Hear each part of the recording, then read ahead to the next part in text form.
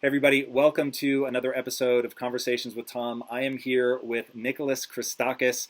Before we started rolling, we were speaking Greek. It is so rare for me to get a chance to speak Greek, so thank you for being kind and fighting through my deep American accent.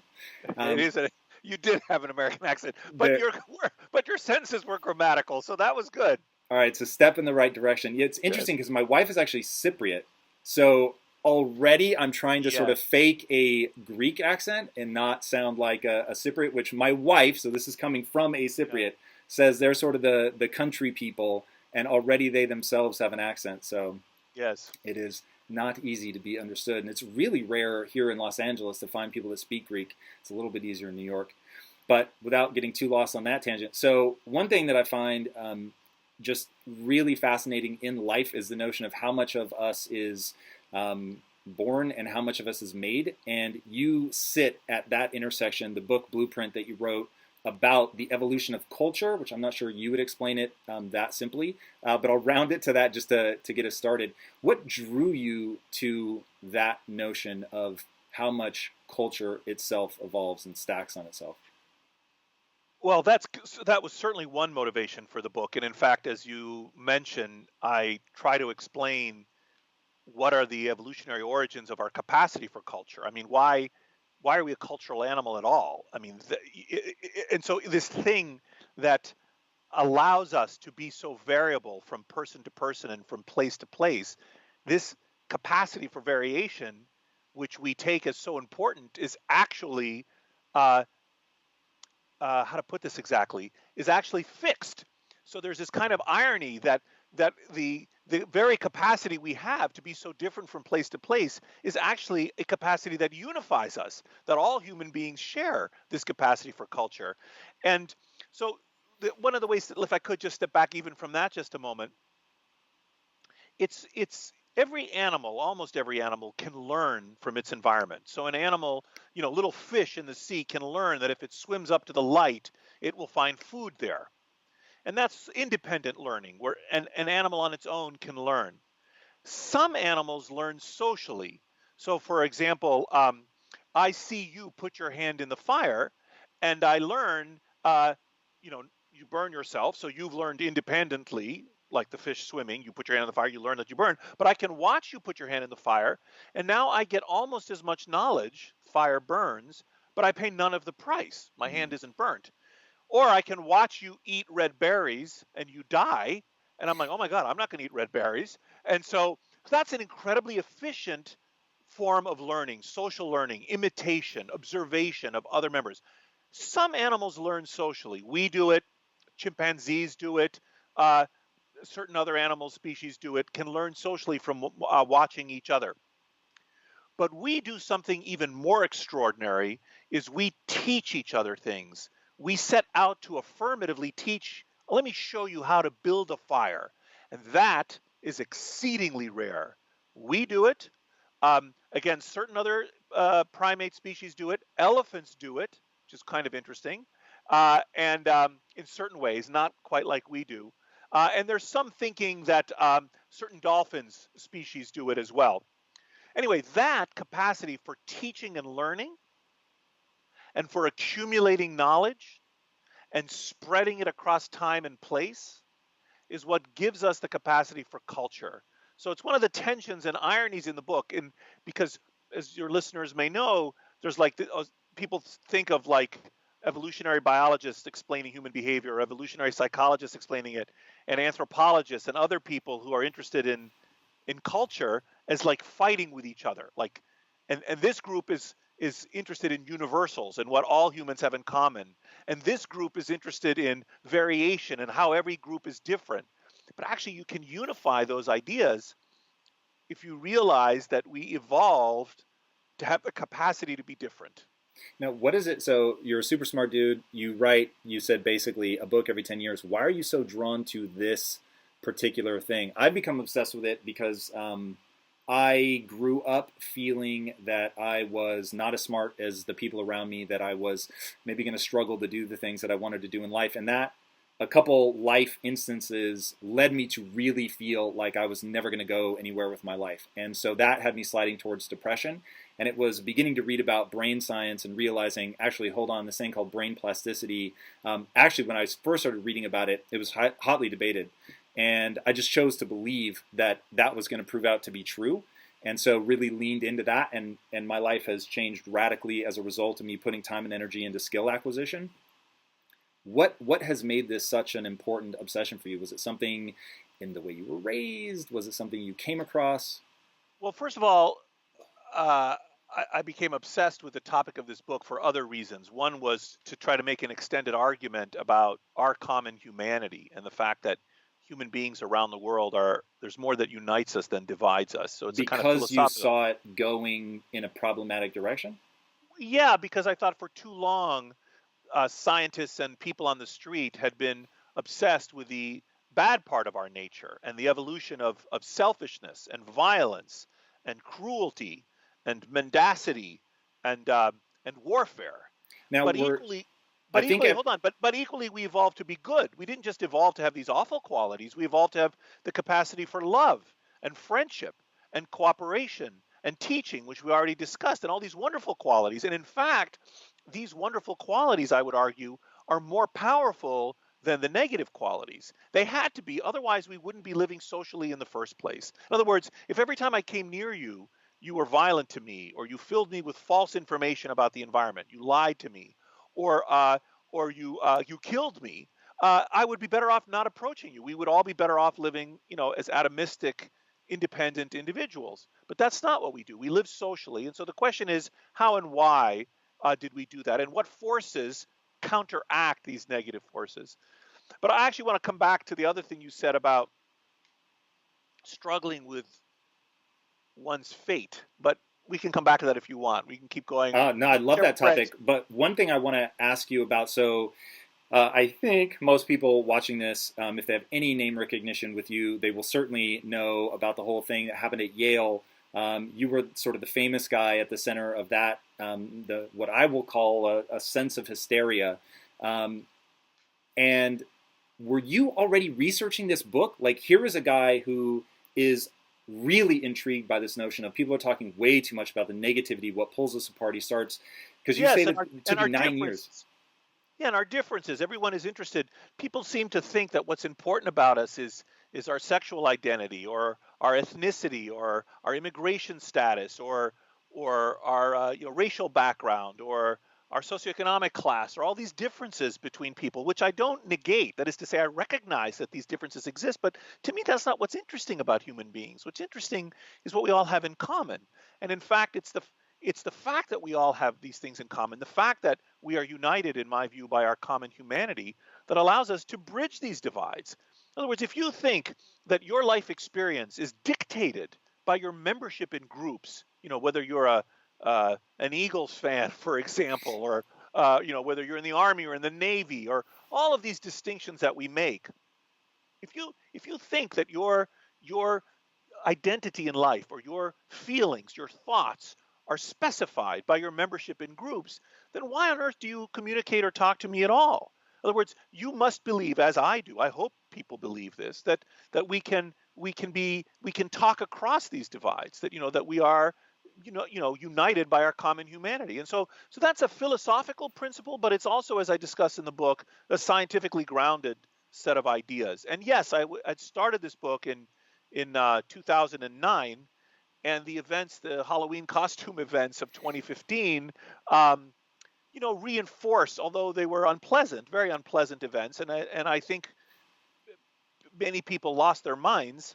It didn't degrade my fascination and admiration for our species, and affection for our species, and so I rushed to finish the book, actually.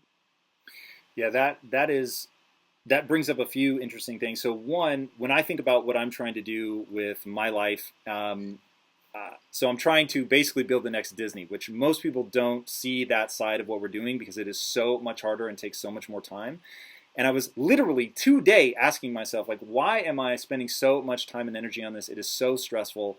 It asks a lot of me, both in terms of my time and energy, but my finances, like everything. It's a huge undertaking. And the answer that I've always come back to it's the only way that I think I personally, me, Tom Bilyeu, can influence culture. Like when I think about what are the things that really are going to determine the way that somebody thinks. So my core thesis is right now, your zip code determines, it is more predictive of your future success than your IQ.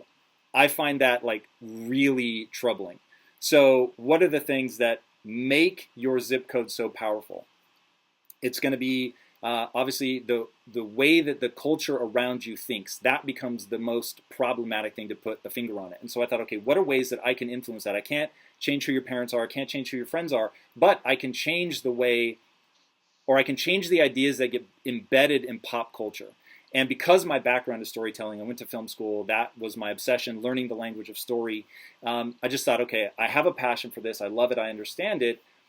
Could it really have a meaningful impact on that? Is that part of why you wanted to get this book out, is to change sort of the conversation that's going on? Yes. Yes, in part, I wanted to get people focused on, again, what we have in common. Two aspects of that. First of all, our common humanity in the sense that what we share in common. But second, when you hear the term our common humanity, you typically think about good things. I mean, there's also bad parts of our common humanity, but we think about good things. And I want people to be thinking that way. I want, like everyone, most adults have had this experience of traveling to another place. It could be another town or another state or another country. And when you first go, especially if you go to a faraway place, when you first get there, you think, oh my goodness, this is so different. People are dressed differently and they worship different gods and they smell differently and they eat different foods and their cities, their language is different. And, everything is so different, you think. And then you spend some time there and you see that, oh my goodness, these people are just like me. They laugh at jokes. They spend time with their families. They have friends, which they derive satisfaction from. They cooperate with each other to achieve collective objectives. There are all these fundamentally human things that we do as an animal, because ironically, these most human things about us, actually we can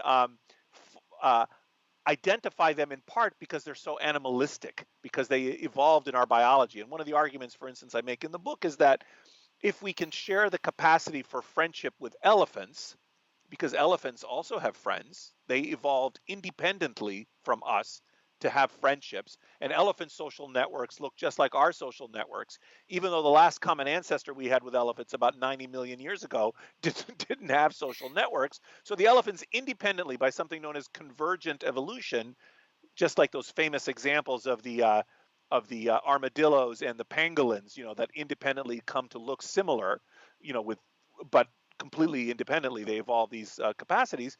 So, but you can evolve not just physical traits to look similar, you can evolve behavior. So elephants and we independently evolve friendship. And so one of the ironies is, if we look at elephants and say, oh my goodness, elephants have friends too, if we share this trait in common with elephants, then we can share it with each other. Did you see that And that, video of the elephant that, so I think pretty recent, an elephant was friends with a dog. The dog died, and the elephant carried the dog back 1.5 miles after being attacked by coyotes to lay it down outside the house and like show signs of continual mourning over the loss of that yes, dog. Dude, I thought that is fascinating. I have not seen that video, but the ability of elephants to feel grief, which I also discuss in the book Blueprint, has been long known by indigenous people in Africa and long observed by scientists as well. And it's a very interesting property. And we know that elephants can express something that looks just like grief in us. And so why did elephants apparently independently evolve this capacity for grief? Well, the capacity for grief is the flip side of the capacity to be attached to individual people. So you might be sad if you see that a stranger has died, but you won't grieve the death of that stranger. If a person you know, an identifiable, unique individual dies, you feel grief. And so this capacity for grief evolved, I believe, and I argue in the book, in parallel with the capacity to express individual identity. So what do I mean by that? Why, for instance, I'll back up if I could. Why do all of our faces look different? I mean, why don't we all just have a face that looks the same? For your kidneys to do their job, all human kidneys to do their job properly should work the same. Physiologically, they should be the same. But for faces to do their job, they should look different. And what is the job of your face? The job of your face is to communicate, this is me, not someone else. You're trying to communicate your individual identity. And not only that, not only do we, the genetics of this have recently been worked out or partially worked out, like how our faces come, all of our faces to be different. We don't only have the capacity to signal our uniqueness, we also have the capacity to recognize our uniqueness. A large part of our brain is devoted to being able to look out at a crowd of people and uniquely identify every one of them. Even we can look out at people we've never met before and say these two are siblings. So we can discern a connection between them by looking at their faces. Do elephants have that same kind of ability? Yes. That's interesting. And so, yes. So elephants have identity. And incidentally, so do dolphins. And of course, many primates. So they are unique individuals. Now, the reason for the evolution of this capacity to signal and detect individual identity is that paradoxically, it's because we live socially. If you're going to live socially, you need to have a way of tracking who have you had sex with, who have you cooperated with. No, seriously, who is your offspring? Like you want to feed your child, not someone else's child. So you need to be able to tell the difference among all of these other people. Who do you owe a favor to? Who can you call on for support if you are in a battle? So all of these qualities rely on these social qualities rely on our capacity to signal our individual identity. And then comes with that the capacity for grief. So you mourn when Susie or Tommy dies. You don't mourn when some unnamed person dies because they are unique to you and you have a connection to them. So this is grief. Anyway, so I'm not surprised at all about that. And also elephants, incidentally, have another fascinating trait, is they seem to hate animals that eat carrion. So they shoo away. If they find a dead animal on the savannah and there are vultures there, they will run at the vultures or the hyenas, and they will chase them away. They really don't like those kinds of animals. They apparently think they're awful, and they have been known to help humans in distress. So they can tell the difference. An elephant can tell the difference between a human that is sick and a human that is not, and help a human that is sick. Incidentally, dolphins have been known to do this. To their famous stories going back thousands of years. Many documented in modern times. Some of this is discussed in the book too, where dolphins will rescue drowning sailors and take them a long distance to shore. Dude, I used to love. Did you ever watch that show Flipper? Yeah, a little bit. Yeah, I used to love that. I'm surprised. That whole notion of it. The dolphin being there to help people out, like that is how I grew up thinking about dolphins, is that they had very human-like traits, the ability to understand distress, the willingness to rescue somebody. It's pretty interesting. I didn't know that about elephants, especially when they're so notorious for, I would assume, if they detect that you are a threat, that they are so devastatingly vicious, is the word I would have used before you said that they'll go on the attack with humans. Aren't they one of the number one killers of humans in terms of animals?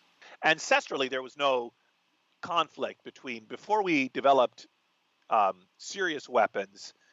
There were group hunts for mastodon and elephant predecessors a long time ago. So we occasionally would hunt. Large groups of people. This was dangerous for us to go and hunt an elephant. Was not an easy thing.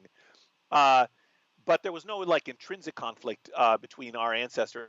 And given the ivory trade, and given the conversion of land to agriculture, the elephants and humans come into conflict. And an unarmed human, of course, is nothing against an elephant. And you see occasionally in India, people go running when they see an elephant. I mean, it's not a joke. And but they're peaceful. I mean, they don't intrinsically attack us, not at all. Sure. And but they sometimes engage in crop raiding. This goes back to our discussion of culture. So elephants will teach each other how to raid human crops. and they know, for example, to do the raid on nights when there's a new moon, and Whoa. they have special knowledge about which crops are appealing and where they are located, which they remember and transmit. So they'll form parties to go, like hunting parties, to go on a dark night, and then to get the desired food. Of course, the humans don't like this, so because the elephants will trash the whole field. But no, it's quite remarkable what they can do. That's Anyway, crazy. that's discussed in the book too. One of the things that I want to go deeper into is grief, man. Like grief is, Yeah. ooh, that is a crazy part of the human experience. And when you see footage of somebody throwing themselves on a casket and wailing, Yes. and you know so intimately that sense of just devastating loss, like I'm never going to be able to go on from this. Even having the Yes. concept of dying from a broken heart Yes. is pretty intense. That whole thing, man, about humans is fucking crazy. And what we will do Yes. to avoid it, how far we will go when we're in the grips of it, Yes. it's pretty Yes. intense. If you've never had grief, first of all, I was a hospice doctor for many years, so I took care of people who were dying, and I've personally experienced grief. My mother died when I was 25. She'd been sick my whole childhood. Um, Is that part of why you became a hospice doctor? yeah, of course. Yeah, of course. Uh, it's another whole long story. We can go on that tangent if you want. In fact, I would. I'm remembering two tangents ago. Eventually, I might circle back to, but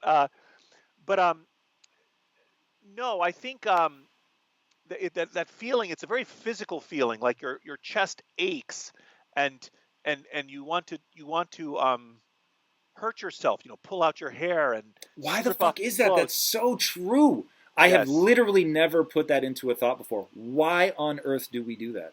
we don't know that self injury, covering yourself with ash, not eating.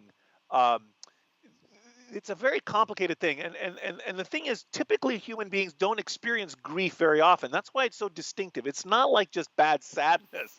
It's a different feeling. Hmm. And while most people are familiar with sadness and anger and depression, and human beings have these feelings, grief is a rare emotion, in part again because it's tied to particular people and also to permanence. So for example, right now during the coronavirus pandemic, incidentally, I'm writing another book about this called Apollo Zero that's coming out in October. But That's fast anyway, turnaround for you. I'm impressed. yes, I very unexpectedly decided to do it. But there's a lot of grief related to this, not just because people have lost their lives. And when you and I are speaking, about 100,000 Americans have lost their lives. That means probably about 1 million Americans know that those people and are grieving, and probably 10 million Americans are aware of someone who has died. But as the pandemic claims more and more lives, more and more people will either know someone who died and be grieving that person, or be aware, that is to say, know personally. Not, in other words, I'm making a distinction between you're intimate with someone, your family member or close friend, versus, oh, I know this person, and oh my goodness, they died.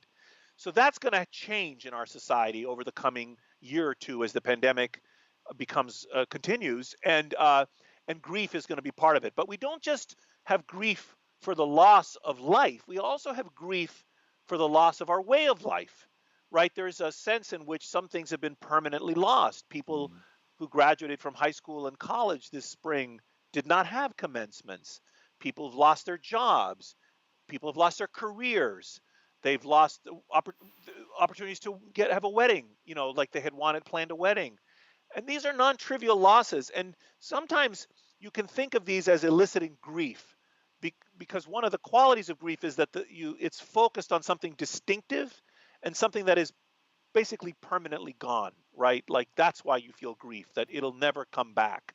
And so I think there's going to be a lot of grief as part of this pandemic as well. Man, I'd love to know if you have insights into when I think about grief. The wailing, the chest pounding, the hair Yes. pulling.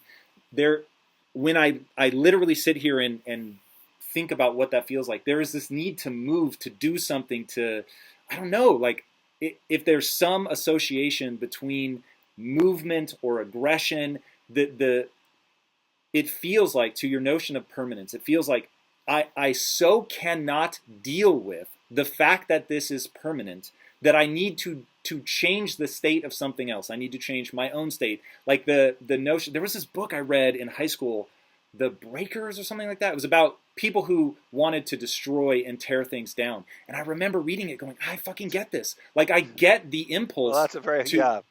to break something, but I don't know that I didn't resonate with it in the sense of I want to watch it burn. I resonated with it in the sense of like changing its state, like just dramatically getting your hands in it, breaking it. There is something freakishly cathartic about that. And I don't know if there's, back to my central obsession with you and your work is 50% you're born with and 50% is changeable. And it feels like that collision of something in your subconscious is like coughing up into your conscious mind. And the only way to deal with it is through movement, which obviously as a species, some say that we have a brain specifically for movement. Well, first of all, generally in grief, it's not a period of movement. So usually people, when they grieve, stay home. They might stay in bed. Their emotions become slowed. Do you think that we pass through though a violent phase of that in the beginning? That certainly is my experience. No, it's possible. So yes. So there's a rage component too. Often at the imminent loss.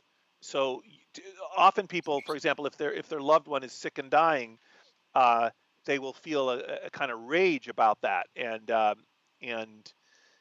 you also incidentally see that a lot when people engage in mass killings in our society. It's often because they feel hopeless and they want to burn it all, which is a kind of extreme manifestation of what we're discussing. But generally, after the death of the person, most people do not. But not to say everyone, but most people, in my experience, the grieving is a kind of period of subdued expenditure of effort. And many religions, of course, for example, in Judaism, you sit Shiva, for instance. In Islam, there's a lot of traditions about how you wash the body and rituals, funeral rituals, and so forth. In Christianity, of course, the same. So there are many, Hinduism, Buddhism, all these religions have rituals that also partly are directed at supporting the person who's suffering and grieving, but also reconnecting them to the broader society, because a tie has been cut. So there's a lot of visitation and attention. For example, in chimpanzees, when one chimpanzee's loved one dies, other chimpanzees will come and groom the grieving chimp more, and there'll be more social engagement in an attempt to reconnect the person to their and incidentally there have been some observations in chimps about body washing, like mothers of chimps, that babies that die will tenderly prepare the body of their baby. The same thing has been seen incidentally in killer whales, where mother killer whales will try to carry the body of their dead offspring for a long time and move it to the surface to breathe and so forth. Did you see Blackfish? Yes, I did. Oh, good Lord. The part Yes. where the guy is and he seems like a tough nut. The tough nut, grizzled guy talking about, back in the 70s or whatever, when they captured him and they were showing the footage and he breaks down crying, talking about how the whales were screaming and they wouldn't leave as they were harvesting the young. And I was like, oh, God. Like, that is horrendous. Yes, that's an excellent example. And that's exactly right. And old whalers would do awful things. I mean, they were whalers, but, and we, in the intervening centuries, we've come progressively to be more humane about animals, which I think is terrific, and incidentally more humane about each other too, as many people have argued over the last couple hundred years. Generally speaking, the moral sphere has widened. It used to be just us, and now more and more groups count as being important, which is good, eventually including animals. The whalers would do things like kill the young calves or injure the young calves so that it would draw other animals together. And there's one awful story. I can't remember if I put it in the book, and I don't remember where I got it. But the orcas are very smart, and they were being predated. There was a pod of orcas, and they were being predated by humans with harpoons in a boat, like modern humans, not Inuit hunters. And the orcas seemed to form a plan where the females and the children went down one branch of a river, and the males tried to draw the humans away from their, how to put it, their women folk, and Yeah. young. Unbelievable. Like they clearly know. So yeah, I mean it's these are these other animals, these sentient, social, intelligent, long-lived, all of those qualities go together.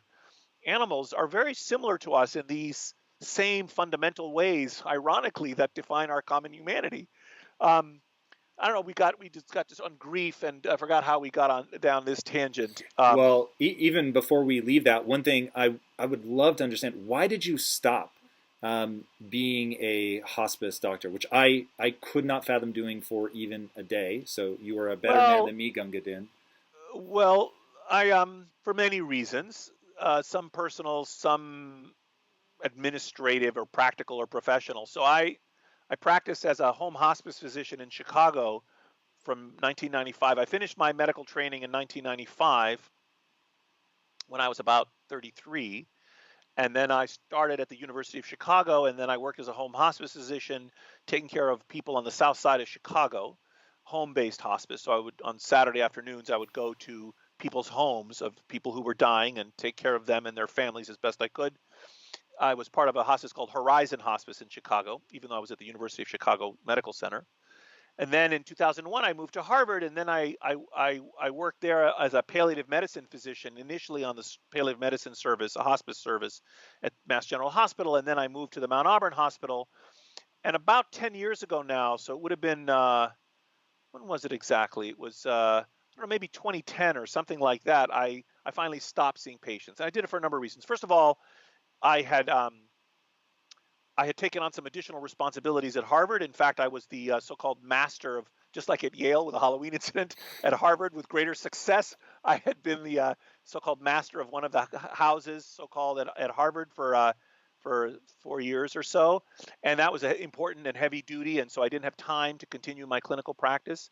My laboratory was taking off. We were doing a lot more science in my lab, and it needed my attention. And then I had some logistic issues like traveling around the city. I just was spending so much of my time going from place to place. So that's one of the reasons I gave it up. Another reason was that, and this will take a minute to explain. Please. So when I first started practicing hospice medicine in 1995, there wasn't even a specialty, a board certification yet in hospice care, and the care of Americans then as now was abysmal. So your listeners may not know this, but something like half of Americans die in pain. We're the richest nation on earth, Whoa. and half of Americans die in pain, between 40 and 70%, then and still. And we have other awful things. So most of us want to die at home. Most of us cannot. Uh, you know, I, you know, many of us have extended hospitalizations before we die, which is unnecessary, or other kinds. We have a lot of suffering before we die. And so I was, very angry about this and very concerned about this. And my initial part of my career, I did a lot of research about how to improve end-of-life care in our society, but I was also a practicing hospice physician. But in 1995, the main patients I was asked to see were patients, let's say in their 60s and 70s and 80s, who were dying of solid tumors like colon cancer or breast cancer or prostate cancer or lung cancer that was metastatic. And you need to understand that most of the time, 95% of the pain that we feel is what's called somatic pain, when a tissue in our body is affected and the nerves detect the pain and tell our brain this part hurts. There's a different kind of pain called neuropathic pain. That's when the nerve itself is affected and the nerve is screwed up, not the tissue that the nerve is detecting, but the nerve itself, let's say, is being invaded by a tumor. It's called neuropathic pain. So the patients I was taking care of in my 30s were older than me. They were dying of somatic pain, which you can easily treat with morphine. And I could help the families and the patients easily and enormously. So I could go to a patient's bedside, things were a mess. No one had talked to them about the fact that they were dying. No one had prepared the family. The patient was in pain. I could give them morphine and just sit there. And if you gave it intravenously, it's unbelievable. You just give the morphine. No, it's unbelievable. The patient's in agony and they want to die because they're in so much pain. And you relieve their pain, and they're like, actually, this is not so bad. I'll rest for a while. And and uh, and you feel so powerful and so physicianly, you feel like you're doing some good in the world using this very simple drug. And of course, there are more complicated tricks up your sleeve, because often pain is very easy to treat, but there are other symptoms, believe it or not, like constipation or dyspnea, shortness of breath is awful at the end of life, or itching, which is very hard to treat, can really affect people a lot. And they're miserable from these symptoms, and those are harder to treat. But anyway, so typically, I would be taking care of someone much older than me with a somatic pain and with a family situation that required me to prepare them from, like, let's say, a natural end to a decently long life. Okay? 1995, that's my practice. Well, what happened in the intervening 10 years or 15 years is progressively a lot of these principles got filtered back to other doctors in the hospital. So other doctors became better at using morphine. Prior to 1995, doctors were afraid to use it. They didn't know how to use it. They thought if they gave the patient a milligram or two of morphine, they would die, which is wrong. They didn't know. They were afraid to talk to patients about death and dying, so they would call us to do it because we were the experts. So we would just go and basically sit and listen, which was, the skill that's required. So, but eventually those skills moved correctly and wonderfully moved to the rest of the medical system. Pain became a fifth vital sign. Up until that point, we had heart rate, temperature, respiratory rate, and blood pressure were the four vital signs. It was a big move in the 1990s to add a fifth one, pain. So at the foot of your bed, the nurse is recording 5 vital signs, not 4, like how much pain are you in? And the idea there was, if you ask the patient every day, are they in pain? They can't tell you it's an 8 out of 10 3 days in a row and you don't do anything about it. You have to address it. So all of that stuff filters back. So what happened as a result is my personal practice changed, and I got older. So I went from being 35 to being 45, and now I was being asked to see a 32-year-old woman, younger than me, dying of metastatic ovarian cancer, metastatic to her sacral plexus, the nerves at the base of your spine, having neuropathic pain, which I couldn't easily treat, and 3 small children at home. So how can I tell her, help her to accept death, So the caseload became much, much, much harder, honestly. And how do you talk to somebody like that about death? I mean, that is when I heard that you were a hospice doctor, I thought, dude, you are meeting people at the worst period in their life, obviously their family's worst period. I mean, this is like, it would be hard to go home and laugh. Yes. Well, many professions have that. Police, firemen, nurses, oncology nurses, burn unit nurses. People who coroners. There are many professions in our life, in our society, which involve contact with sadness and pain and challenging, very challenging situations. Soldiers, for goodness sakes, who return from battle can have PTSD and so on. So it is difficult, but of course, you're human and you're entitled. It's your job, and this is what you signed up for, and you then are entitled also to go home and have a normal day and be pissed off while you wait in line at the post office like anyone else, or be happy because you're hugging your kids like anyone else. So yes, you can compartmentalize, and most people do. Some people do burn out in all the professions I mentioned and many others, and then they switch professions. It's too much for them after a while. So And you in said my that case, listening. Go ahead. yeah. I was just going to say, you said that listening was a key part of talking to somebody about that. Is it just that? Is there a universal thing that people want to talk about? Is it they just need to be heard, to be with somebody, or are there Yes. actual things you need to impart?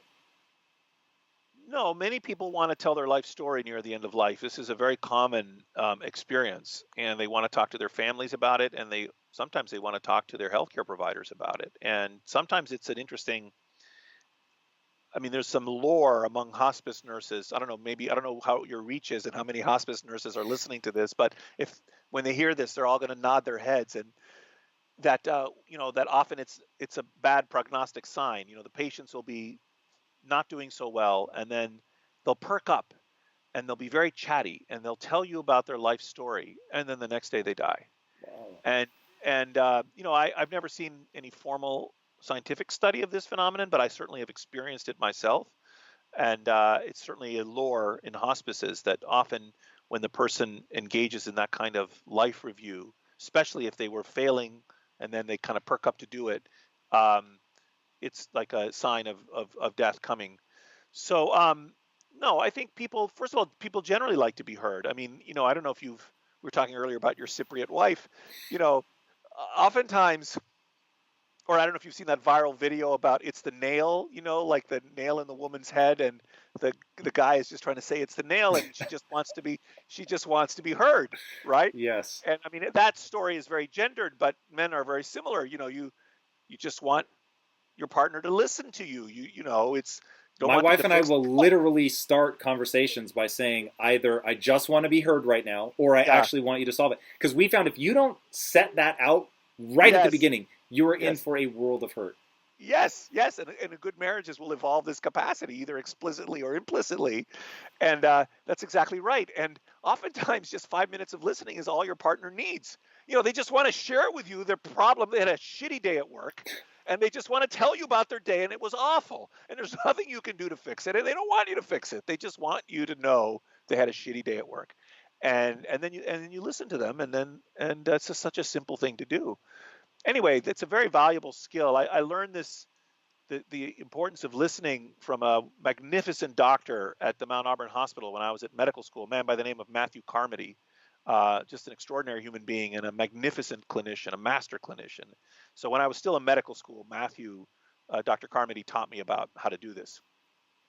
Yeah, the ability to listen, I think, is already pretty extraordinary. And I would imagine that part of being good at that is also being able to give people straight, honest talk. There's somebody in my life right now who's dying of pancreatic cancer very rapidly. Talking about from diagnosis, he's, I would say, nearing end of life at this point. Is no longer pursuing treatment. And I think he was diagnosed like 2 or 3 months ago. It was post the kickoff of COVID, and the rapid bodily changes, the dramatic loss of weight, it's really shocking. And to know, like, to try to run the experiments, which is where this has been interesting in my own life, to try to run the experiment when I'm doing something, to think, what will I think about this at the end of my life? Is this something that I'm going to regret? Is this not something that I'm going to regret? And you begin to realize that there really are, like, you might think that, oh, that won't apply to me, but there's so many things that just seem universal, whether it's wanting to be heard out or whether it's needing to sort of come to terms with things that you regret. It's interesting, but you need that straight talk to understand what is happening so that you can begin that process. Like, is that something that doctors struggle with? Is that an important part of the process to just let people know what they can expect? Well, my first book was on this topic. It was called Death Foretold, Prophecy and Prognosis in Medical Care. And it was a whole book about prognostication and the formulation of prognoses, which is the first problem. Can the doctors formulate an accurate and reliable prognosis? Forget about whether they tell anybody. And the second are the chances of communication. Are they willing and able to communicate a prognosis? And of course, many doctors misrepresent the truth. They either sugarcoat it and they say everything is fine when it's not, or sometimes they do the opposite. They do something called hanging crepe. They will say the situation is more dire than they think it is, because then if the patient does well, the patient will think, oh my God, what a great doctor. I'm living longer than the doctor predicted, which is, but incidentally, this has been discussed for thousands of years in the practice of medicine. So, What's the right so approach? Because I well, actually get why you. well, what I would do, I mean, I don't know the right approach. First of all, what I would do is I always used to ask when I was seeing patients. I would ask them. I would say something like this, and I wouldn't say it as fast or as callously. So ordinarily, I would say it in a very slower, I would sit down at the patient's bedside, and I would indicate with my body language I was there for the duration till they were done with me. Would Then I you would, touch them?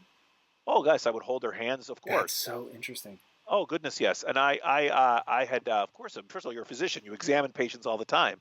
And But we're getting weird societally about touch, man. I am way worried about touching people that I don't know very, very well, well. yeah, that's a whole other topic. But in a professional situation, where of course, you would sit down at the bedside, and it's very normal and human to hold their hand, or they would be my patients. I would have examined them or whatever. But so you communicate with your body language that you're there for the duration, and and then I would say something like, and I wouldn't say it quite as rapidly or as directly, but the gist of it would be something like, people vary in their desire for information about what's likely to happen to them. Some people want a lot of information, and some people don't want very much information at all. What kind of patient do you think you are? And they might say, actually, doc, I don't want to know anything. What And are the or they say, oh my, percentages? Do more people want to know, or more people? most people in our society say yes, but it also varies, and it's ethnically stratified. So there are many people, for example, of Hispanic descent or Asian descent, who say, talk to my children. I don't want to discuss that. So Interesting. so there's a lot of variation. There's some variation. Most people do want to know, and then you also have to recognize it's not a one-off thing. If you've developed a relationship with a patient, you're going to see them again, and their ideas about what they want to know will have changed, and their clinical circumstances will have changed. So you can discuss this with them at some future point. Anyway, and then the question is, how do you communicate the bad news? And there's a magnificent book by Johns Hopkins University Press. It's called How to Break Bad News by Buckman is the guy's last name. I can't remember if his first name is Robert or Richard right now. Anyway, it's an incredible book, and it's actually good in life in general. It's intended for physicians and nurses on how to break bad news, but actually it's just good in life in general. If you're a teenager, you want to tell your father or mother that you crashed the car, how do you break bad news? There's like good tips in there on like how to do this. And there are a number of principles. One of, for example, is firing a warning shot. So you say, I'd like to talk to you about some serious matters, or I'm afraid I have some unfortunate news. So you fire a warning shot. You don't just deliver the bad news. You allocate time, like I said earlier. You also, it's crucial in hospice care and caring for patients. A very important thing is a commitment to non-abandonment. So both doctors and patients especially, but doctors too, one of the reasons they don't have these conversations is they're afraid that the doctor will abandon the patient. If the patient is dying, let's say, they're worried that the doctor will just give up on them. So I was always very careful to say, I have this bad news, and I would deliver the bad news, and then I would say, but I promise I will not abandon you. And there's much that we can do to address your condition, even if we cannot stop its course. So you communicate to the patient non-abandonment, support. There are things you can do, empathy, sympathy, interest, right? There's lots that's humanly available, even at the end of life. So anyway, we're off on multiple tangents now. This is old work I used to do a long time ago. Yeah, and I came across Death Foretold when I was doing research on you, and I find that part of your story so interesting and so rawly human. And one thing I'm always trying to do when I research somebody is to actually understand them, to understand their worldview, and just the hospice thing, which is an act of service so grand. Like, I don't know that can be overstated. And I know you may not perceive it that way because you actually did it, but from the outside, like, that seems patently true. And then when I go into what you're doing from the looking at culture, but more importantly, having ended up writing that book as a way to try to get us to, as a society, to focus on the good and not the bad. Good is even in the title, right? The evolution of a good society. I can feel you trying to help and be useful, which I find particularly That's interesting. very, very kind of you to say that. Honestly, it's a very kind thing you just said to me. Thank you. It is, I think, it seems accurate. Look, we've never met before now, but it just seems to hold true, and everything that I've watched and read about you leads me to that, which I find interesting. What motivates people to do what they do and to try as hard at the things that they try. And this seems like a really interesting period in time for somebody who focuses on the things that you focus on. When I think about colonizing Mars, right? You write extensively about shipwrecks, which, okay, that may be one of your unintentional communities, but you also talk about communes. So, looking at what's going to happen in Mars is interesting. Looking at what's going on in AI, robotics. Yeah, I do some of the robotics work in my lab too, but we do some work on social robotics and what we call dumb artificial intelligence. But the Mars stuff, when I'm 58, and I thought I would live long enough to see a human on Mars. When I was a boy, I thought I would live to see that. It was so important to me, and I don't think I'm going to live to see it. And I'm so sad about it because it's clear we're going to colonize Mars. And I suspect in 100 years, 200 years, when we have sort of colonies going, it'll be a replaying of the new and old world. The colonists won't like having to send resources back to to Earth, and they want independent government, and all of that stuff, I'm convinced, will play itself out. I think we will eventually terraform Mars. I think it's inevitable. There is, there's technology to do it. Take time, and it's expensive now, but we'll get better and better at this. And initially we'll live in the bubbles that we construct there. And anyway, that's all going to happen eventually. But I would love to at least live long enough for people to witness a human being getting to Mars. And I saw The Martian. I watched it a half dozen times. It's with Matt Damon, and it's so deeply moving, that movie, and imagining him on that surface as the first person. He goes, everywhere I go, I'm the first person ever to have been here. Anyway, I thought that movie and the book was magnificent. It is a very fascinating thing. The whole idea of humans striking out to have that adventurous spirit, to want to do that, but then understanding and being able to predict. By the colonies. Yeah. So in fact, I had it in the book, but I took it out. NASA has for years looked at shipwrecks as models for what would happen in an isolated colony. And in fact, there have been other experiments. For example, I discuss in the book the scientists that winter over on the South Pole, small communities of about 30 scientists every year that winter over there. So, how do these people get along? And so I discussed the shipwrecks extensively in Blueprint, and I had a whole section on the colonization of space, but I cut it out because the book was already too long. Maybe I'll publish it one day. Oh man, that would be really interesting. And I'd love to know, is NASA talking about things like Pitcairn, and where I'll say that was everything has to do with the exact people that go, for sure, and your breakdown of Shackleton, and I've read the book Endurance, it's fucking phenomenal, talking about how they were gone for like 2 years or some crazy amount of time. He was an extraordinary leader, and the men had an extraordinary spirit, and they were able to survive. No one died. It's unbelievable. Unbelievable. Like, people, when you read the book, you're like, there's no way. Like, because you're reading it, in a relatively short amount of time, so you don't think about the fact that 2 years is a long fucking time to be wet and cold.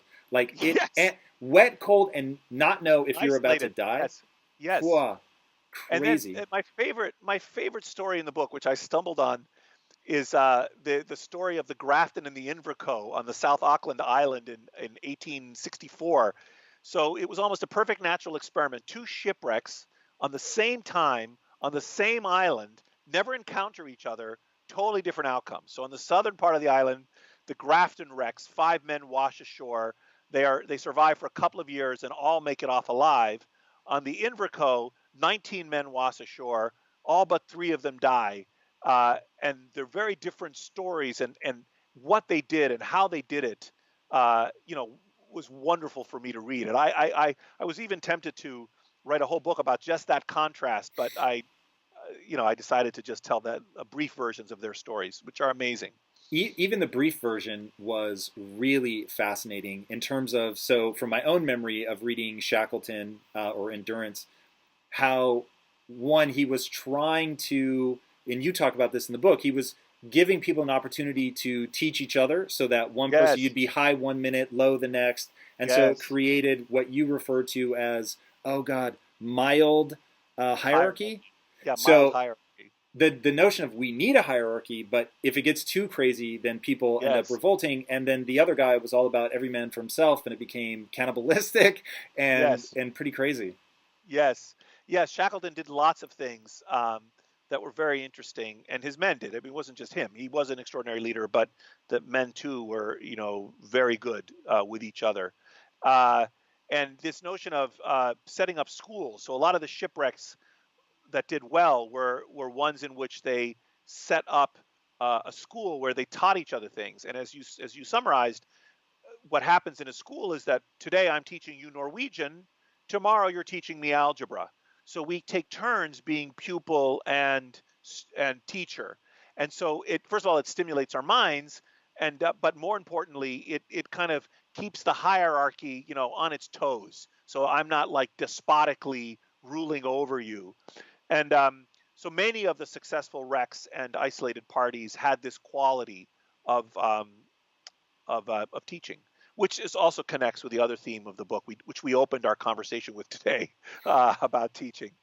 So yeah, So I want to talk about Pitcairn and how it relates to what they're doing in Antarctica. So Pitcairn, which is the aftermath of Mutiny on the Bounty, right? If I'm not yes, mistaken. So they end up basically allocating women to the men, and it turns into yes, like this whole disaster as some of the women die, and so yes, the men are taking women from other men, yes, and it devolves into basically all out yes. slaughter. They all How die.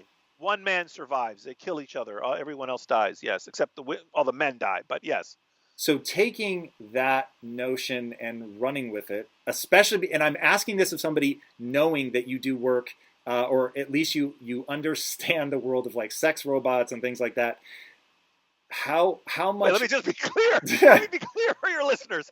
I do not do any research on sex robots. I have done work on human robot interactions, but not sexual All interactions. right, fair But enough, fair yes, enough. You do work in AI as well, right? yes, I do. Okay, so sort of a inevitable outcome that I have heard you speak on is, Yes. where this goes with sex robots, and what is interesting to me is in how this all comes back to the culture that we end up creating, and this moment in history being particularly an interesting moment for culture could end up going. We may be approaching a cultural event horizon beyond which we cannot see, and we don't know sort of where this is going. Yeah. So bringing it back as NASA or whoever starts thinking about colonies on Mars and looking at what's going on already in Antarctica, do they take sexual relations into consideration? Okay. So first of all, I don't know. I'm sure NASA is discussing and thinking about this if they send, because even in the olden days, they used to think in a very sort of heterosexist way. They would imagine that if they send same-sex parties up, there would be no sex. But of course, you can have sex. You could have sex with the same-sex person. So that doesn't necessarily solve the problem or the issue of sexual relations. So I think NASA, I'm sure, is considering this and may even send up some couples. I'm not privy to their discussions, although now that you mention it, I'm curious what their thinking is. There's probably some government report that one could obtain that if any listener finds or knows such report, they should email it to me because I'm curious to read what NASA says about sexual relations during space exploration. Um, and I note with interest that the astronaut, I think it's Mark Kelly, is running for. Oh no, it's his brother. I can't remember who's running for Senate in Arizona right now. Anyway, uh, uh, sex robots. Let's go back briefly to that. So the issue there, the intellectual issue there, is we are in the midst of creating, as you suggested, what I call hybrid systems of humans and machines. So what we're doing is we're creating groups of people into which we've interspersed forms of artificial intelligence. Like online, you can imagine a network of humans and some bots. And we've done some research on this topic, in fact, in my lab. Or in the real world, you could imagine humans and a machine, like a physical, humanoid robot, for example. And we've also done some work with that in my lab in partnership with Brian Scazzaletti's lab at Yale. He's a roboticist at Yale. And what we're interested in is not how do we optimize the AI or the robots to interact with you. We're not interested in human robotic dyadic interactions. What we're interested in instead is how does the addition of robots to a system change human-human interactions? Does the addition of artificial intelligence into our midst change how we treat each other. Let me give you a couple of examples. The simplest one first. Imagine that you are devising an Alexa device or some kind of a robotic, a digital assistant, and you're the manufacturer of this device. You probably don't want to make the device require a lot of politeness on the part of its owners. For example, you don't have to say, "Excuse me, Alexa, I'm very sorry to interrupt you. Could you please do me a favor? I need to know what the weather is." You could just say, "Alexa, weather," and the obedient device responds, okay? Now, the problem is, if I'm only thinking about how you interact with the device, this might be fine. But now imagine that your children use this device and they learn to be rude. And then they go to the playground and they're rude to other children, okay? So the human-human interactions have been modified by the addition of this type of robotic equipment or intelligence into our midst, okay? So that's a simple example of the idea that I'm discussing with you. These hybrid systems of humans and machines, how do the human-human interactions change as a result of the addition of the machines? Now, the sex robot case is very interesting because experts, and that's not me, have looked at this topic and have come to differing conclusions. Some people think that the addition of sex robots will degrade human-human sexual interactions because they think that once you become accustomed to having sex with a robot, you are not going to be able to have enjoyable sex with another human being. You're going to be accustomed to, let's say, Why do they say that? I'm not even saying I because disagree, by the way, but I'm just well, curious. maybe the robot is extremely obedient and you don't need to worry about if the robot climaxes, for example. You're just very selfish when you have sex with a robot.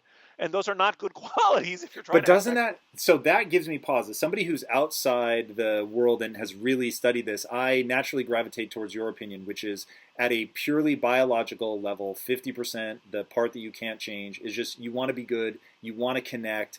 So what I hear in that argument is there is actually a collision between that part of you that wants friendship, that longs for connection, that hungers for those, the rewards nature has given us for being a social animal, right? That had to be pleasant, so it feels good, is colliding with something else, the desire to be selfish, for things to be facile, Yes. whatever, and that facile and selfishness is actually winning out over the other side, which is there's something rings true about that, but is So, distressing. yeah, I see the connection you're making, although that's not where I would have taken the argument necessarily. And if you'll allow me, I'll come back to that in a moment because I just want to finish this first Yeah, point. please. Because other people say, no, the addition of high functioning, realistic sexual robots into our society will be a good thing because it'll allow people, for example, to become better lovers. They'll practice with a robot and then they'll have better sex with humans. Or it'll allow them to experiment with things that are prohibited, like threesomes or same-sex encounters. If they, you want to experiment with the same-sex experience, but you don't actually want to do it with a human, maybe you'll try it out with a robot first, kind of thing. So and other, whatever people might be willing to do things with robots they wouldn't do with humans. So there's a group of people, and I can't remember if I discussed this in the book or not. Was this in Blueprint? I don't remember. Maybe I do discuss I've this in heard Blueprint. you talk and read the book, so sometimes I forget what I heard in the book Yeah, and what I've just I heard you can't. speak about, so forgive me. Yeah, I can't remember either right now. But anyway, so I don't know actually how it will work. But what I can tell you is that the addition of forms of robotic intelligence into our midst are going to have an effect, for better, worse, or both, on human-human interactions. And it behooves us to think about this. And in fact, in an article I had in The Atlantic, maybe that's where I made this argument, I talk about how we might need a new kind of social contract, uh, basically with machines.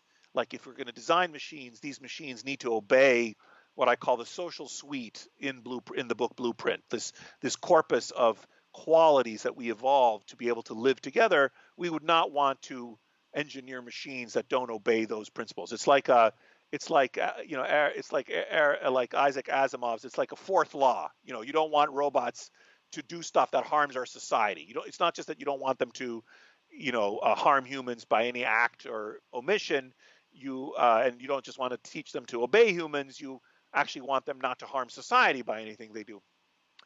So anyway, that's the hybrid systems argument. On your point about how this intersects with the other ideas we've been discussing about innate tendencies to good and bad, and selfishness and generosity, I mean, I think the answer is that we have both of those qualities. All human beings do, and our societies do too. And my claim is not that these vices don't exist. My claim is merely that the virtues in toto are more powerful than the vices.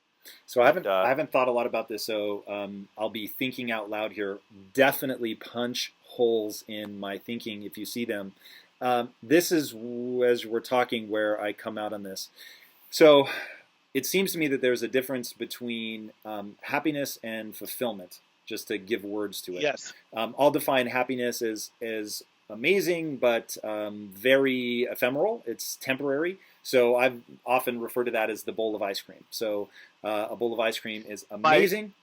my best friend, one of my closest friends, I have two best friends, uh, is Dan Gilbert, who wrote the book Stumbling on Happiness. He's a famous psychologist. So the bowl of ice cream and there's a bowl of cherries on the cover of his book. But anyway, go on. Unfortunately, I have Yeah, allergic reaction to cherries, so cherries to me are didn't appeal death. to you. But yeah, Yes, but anyway, the not bowl at of all. ice cream model of happiness. Okay. Yeah, so it's rad to eat right, but there are second order consequences, and so just going in on a bowl of ice cream isn't necessarily going to make you feel good. And I would say over time, it actually ends up making people feel badly about themselves. So then you've got fulfillment on the other side, which is often born of suffering and doing difficult things, going to the gym every day, not eating a bowl of ice cream. Like those things will end up making you feel good about yourself. Serving people like you did in hospice, it's like, man, if at the end of your life you don't look back on that and say, fuck, I feel so good that I did that, like I have served these people, and however your mom is intertwined in that, if there's some element of I have helped people in a way that she wasn't helped or whatever, obviously we haven't discussed that, but like that to me, it had to have been hard. But I have to believe that like in moments of crisis, like that's something that you can lean on and say, yo, I have done that. It's a beautiful thing. Yes. And builds part of who you are and how you see yourself and what you value yourself for. So when I think about the friction in the human animal between doing what is easy, doing what is selfish, doing what is quick, I get the impulse that I'll call that sort of falls into the happiness bucket. But then over here, like if you only live here, if you are demanding of your sex robot and your sex robot has no sense of like doing well by culture and society at large, it's like that will end up you, even if you only ever have sex with your sex robot, which I did not expect to go this deep on this conversation, but even if you only have sex with your sex robot, you won't feel the things that you could feel over on the other side. So even though momentarily it makes sense to be selfish and all of that, after a while, the internal feeling that you have will end up being, I think, one of isolation and loneliness and all of that, because there's no sense of partnership. And it ultimately becomes that sense of partnership that's more meaningful. So first of all, my train of thought, I was just trying to look up for a moment, because I went to high school with one of the key figures in Westworld, the actor who in Westworld, Which one? Jeffrey Wright. Oh, Um, Jesus. yeah. You went to high So school with Jeffrey Wright? I did, and he's a wonderful man, and I can't even believe if he hears this, he'll be Wow, pissed he at me. is Yeah. So amazing he's a in phenomenal actor. Westworld, yeah. So the whole thing in Westworld, I forgot how we got onto this. Now, why was I trying to remember? We were In talking about sex robots. I was saying happiness versus fulfillment. So don't just be selfish. Even with your sex robot, it will Oh end yeah, I up mean, not serving you. that whole film, that whole movie, that whole TV program explores some of the themes we're discussing. Not so much, or even just the sex robot issue, but more generally, what does it mean to be human? And actually, it explores, our inhumanity. How, I mean, they're very deep themes being explored in that movie, and I think Jeffrey is just a phenomenal actor in general, especially though in that. But anyway, um, uh, I'm sorry, I've lost the. We're getting to the part of the conversation where now we're like so many tangents on so many tangents. I've had a wonderful conversation with you, and it's Well, been the range is just blowing my mind right now. But I don't want to end on the topic of sex robots, but I can't remember, we were talking about a more profound topic.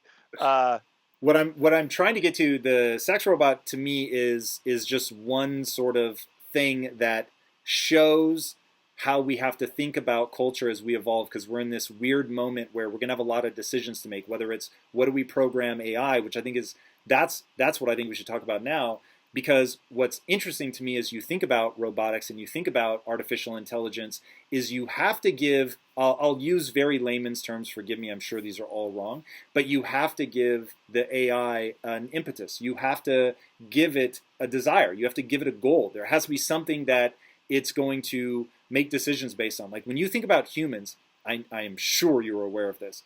If you destroy the human ability to feel an emotion, which of course some people have specific brain damage that leaves them without the ability to feel emotions, they cannot make a decision. They can sit there and tell you, if we had fish for lunch, like it would be good because, it's a lean source of protein and I think that's important. I've had a lot of beef recently. But if we had beef, it's actually a great source of fat, and they can't do it because there's no emotion for them to push them in one direction or another. So with AI, I think ultimately we're going to have to decide like what are those things by which it makes decisions? Like what are its goals? Why not hurt a human? Right? You have to program that into it. Yeah, Why not be? I think we're far from having that kind of capacity with artificial intelligence. But don't you see that as an inevitable place where it will get? Yes. I think eventually we'll be doing that. And I have a partnership with a group called that did this very famous set of experiments called the Moral Machines Project. Tell me more. I don't know what that is. Some listeners may have done. You can go to this website and do these little tests where there's a robot driving a car, and it has to make an ethical choice, and you have to help program the robot by expressing your views about what kind of lives should be gained or lost. So it's how do we endow these machines with a moral sentiment, and I'm blocking on Iyad's name right now too. Is Iyad Rawan? He's a wonderful computer scientist who's now moved from MIT to Europe, and he's continuing some of this work. But anyway, so and we had a paper in Nature called Machine Behavior a year or two ago that sort of laid out some of these ideas, like how should machines be programmed to behave and so on. Anyhow, but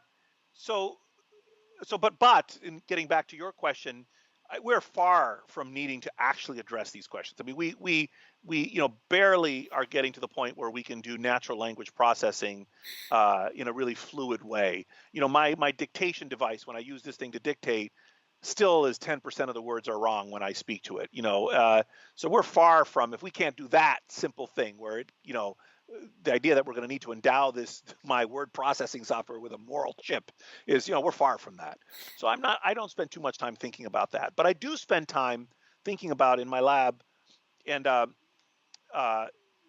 doing work on how the machines can affect our morality, how we treat each other. So for example, we've done some work on how the addition of what we call dumb AI. So what my lab is trying to do is not invent super smart AI to replace human cognition, or even now that I'm talking to you, some kind of super moral AI that could be like a moral exemplar.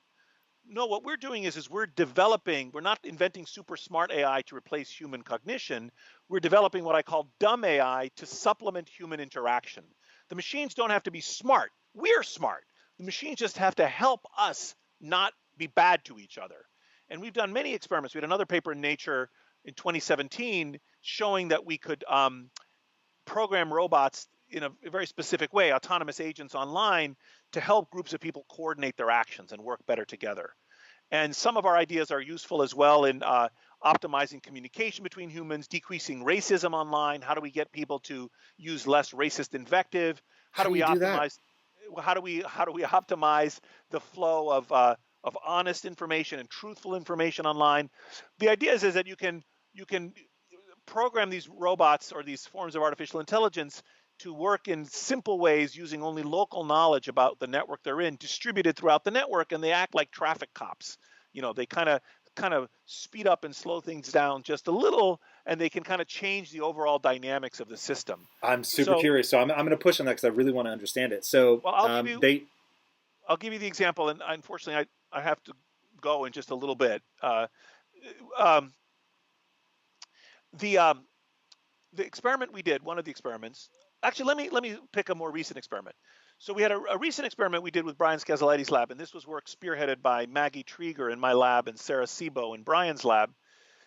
In this experiment, groups of 4 were formed, 3 people and 1 humanoid robot, and they were given a task, which was a game to play on tablets, which was to lay railroad track. And they played 30 rounds of this game, and they had to work together to lay track from point A to point B, and there were straight parts and curved parts and so on. And they would take turns laying a piece of track.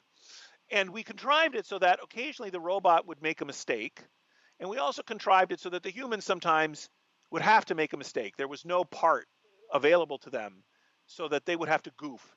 So people would have to take turns being the member of the team that was responsible for the team not succeeding on that round. And sometimes it was a robot and sometimes it was a human.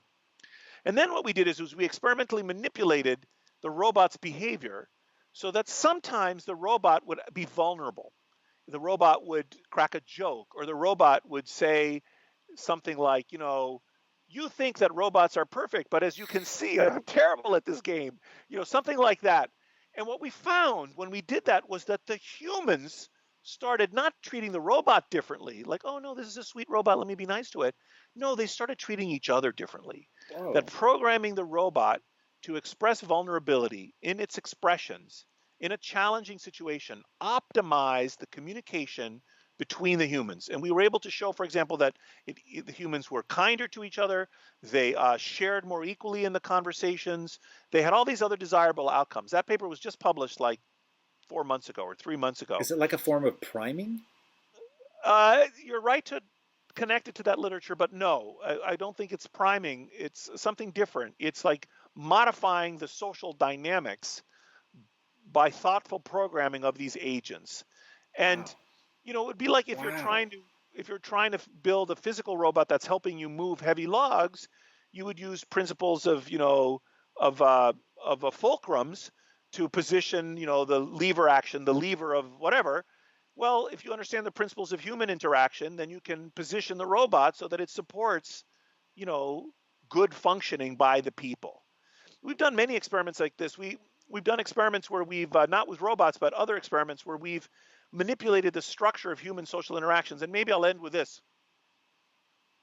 So most people are familiar from high school chemistry of the idea that there are more than 2, but let's consider 2 forms of carbon. And if you take the carbon atoms and assemble them one way into the form of graphite, sheets of hexagonal carbon atoms, you have graphite, which is soft and dark. Or you could take the same carbon atoms and assemble them a different way in tetrahedrons in the form of diamond, and you get diamond, which is hard and clear. And there are 2 key intellectual ideas there. First, these properties of softness and darkness and hardness and clearness are not properties of the carbon atoms, they're properties of the collection of carbon atoms. And second, which properties you get depends on how you connect the carbon atoms to each other. You take the carbon atoms and you connect them one way, you get one set of properties. Take the same carbon atoms and connect them a different way, you get a different set of properties. And it's the same with human groups. We've shown in my lab using experiments that I can take a group of people and I connect them one way, and they're mean sons of bitches to each other and selfish, and they lie and they don't cooperate. Or I take the same people and connect them a different way, and they're sweet and kind to each other. So these properties you see that we think of as individual virtues are actually social virtues. Whether people cooperate with each other or not is not just about cooperative people, it's about cooperative networks. These are emergent properties of social systems. These are properties that arise not because of who we are, but because of how we are connected. And so there's a tremendous amount of work we do in my lab to try to understand this. And in the book Blueprint, I explain how we evolved to build networks and to build practices that allow us, in the end, to be very kind to each other. And so my essential argument in the book is that the arc of our evolution is long, but it bends towards goodness. Boom. That is a perfect place to end. Nicholas, ευχαριστώ πάρα πολύ. This was so much fun, man. Thank you for coming on, and hopefully we will get to discuss Apollo's Arrow in the very near future. I'm excited that you got another one coming out. Dude, everybody watching, thank you so much for joining. If you haven't already, be sure to subscribe. And until next time, my friends, be legendary. Take care. The same things happen over and over again through time for basically the same reasons. A lot of these things happen once in a lifetime.